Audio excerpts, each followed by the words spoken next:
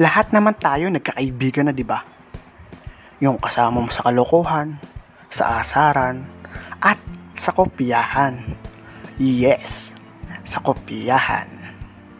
At ngayon, para sa video na ito, ay pag-uusapan natin yung mga iba't ibang uri ng kaibigan sa experience ko. Ito yung part 1. Pito muna dito yung ipapakilala ko kasi yung iba nasa part 2 pa.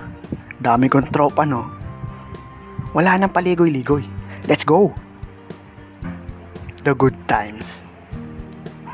Ito na yung kaibigan na mapang-uto kasi nandun lang siya para sa'yo kung may kailangan siya.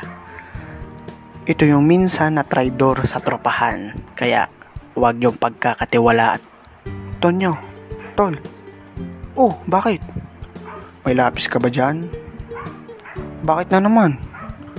Naiwan ko kasi sa bahay yung lapis ko eh. Pahiram muna. Babalik ko naman mamaya at hindi ko naman iwawala. Diba tropa naman tayo? Latol, wala na akong lapis. Pinahiram ko na kay Crush. Yun o, tingnan mo. Ang ganda ng lapis kasi bagong tasa pa. Ala, parang hindi tropa eh. Bahala ka na nga dyan sa buhay mo. Siya na nga nangihiram. Siya pagalit. The Scammers. Ito naman yung laging kasundo ni Good Times. Kasi siya yung kaibigan mo na hindi mo pwede pagkatiwalaan. Boy S, may lakad kami bukas. Punta kaming SM. Sama ka? Oo naman. Basta galaan, wag nyo kong iiwanan. Anong oras? Mga 9. Basta bago mag 9 nandun ka na. Okay? Doon tayo magkita sa gate ng school. Wala naman atang tao doon kasi Sabado naman. Sige. The next day. Asa na yun? Tagal-tagal, kanina pang iniintay eh. Chinachat, di naman nasagot. Latol, ito, nag-text sa akin. Di na daw siya makakasama kasi hindi daw siya pinayagan ng mama niya kagabi. Ala, oh my. Hindi agad nagsabi. Di ko na isasama sa susunod. At next, the asarin. Ito naman yung kaibigan na napakagaling mang-asar. Pero pag siya naman yung inasar, hais, alam nyo na. Lolo mo panot? Anong sinabi mo? Lusumbong kita sa lolo ko. Mamaya pupunta yun dito, patay ka sa akin. Hala, joke lang yun. Kakainis naman tong isang to, nangunguna eh. Balik ka na dito, Billy. Huwag mo na sumbong sa lolo mo. Lilibay na lang kita. Dayabangs. Ito naman yung kaibigan na laging pinagyayabang yung gamit nila para lang may masabi. Kakayamot din ng mga to eh. Tonyo, tol.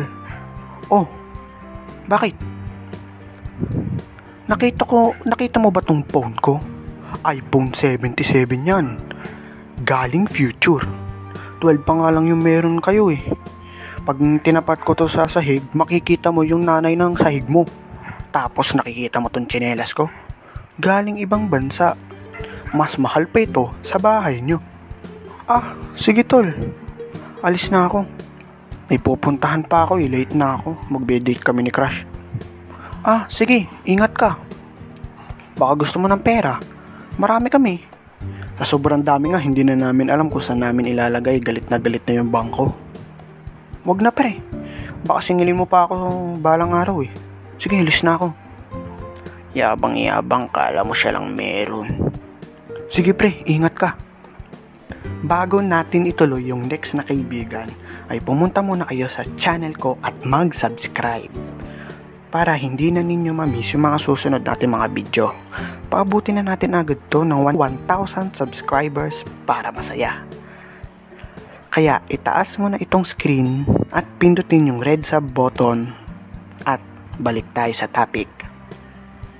Ang susunod na kaibigan naman tinatawag kong the funny. Ito naman yung kaibigan na laging nagpapataw ng mga nakakatawang lines at clown ng buong tropahan. Hindi ko na kailangan i-explain to kasi alam niyo na kung ano to. Kahit nagpapatawa to lagi, sad ang relationship nito. Kasi ito lagi naiiwan ng mga crush niya. Shoutout sa'yo pre kung pinapanood mo pa to. At last, para sa part 1, The Brother. Ito naman yung kaibigan na laging nandyan at parang tunay mo na rin na kapatid. Pwede mong sabihin ng sikreto. Sabihin mo kung sino yung crush mo, hindi pagsasabi. Tapos, pag pumunta ka sa bahay nila, ay parang piyesta. Awit!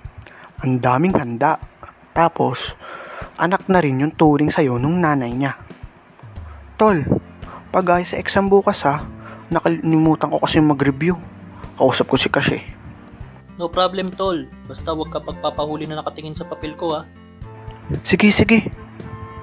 Tonyo, wag mong ubusin yung coke. Sa isambag ko, 4 lang sa'yo. Tiran mo ako kahit konti. Ay, sorry. Iyon na, ayoko na, busog na ako eh.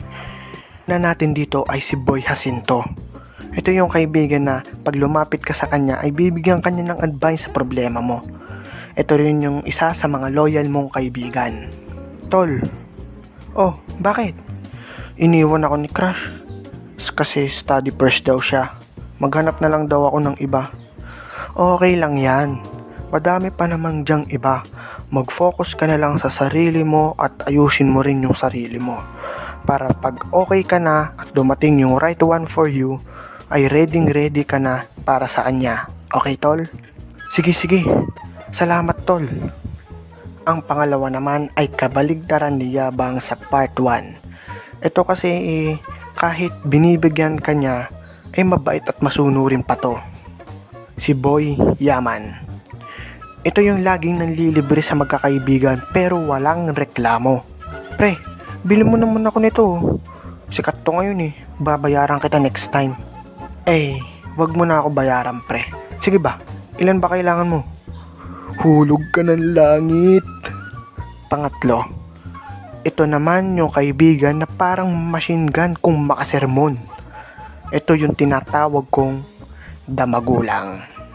Pero bago natin ituloy yung video ay pumunta muna kayo sa channel ko at mag-subscribe para hindi ninyo ma-miss yung mga susunod kong mga video.